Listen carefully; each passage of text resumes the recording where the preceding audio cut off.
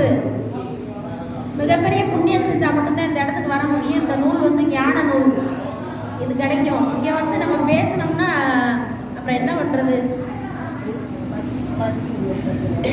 கொஞ்சம் பேசாமல் முற்றோதலில் கலந்துக்கிட்டு புத்தகம் இருக்கிறவங்க பாடுங்க, புத்தகம் இல்லாதவங்க காதில் கேளுங்க.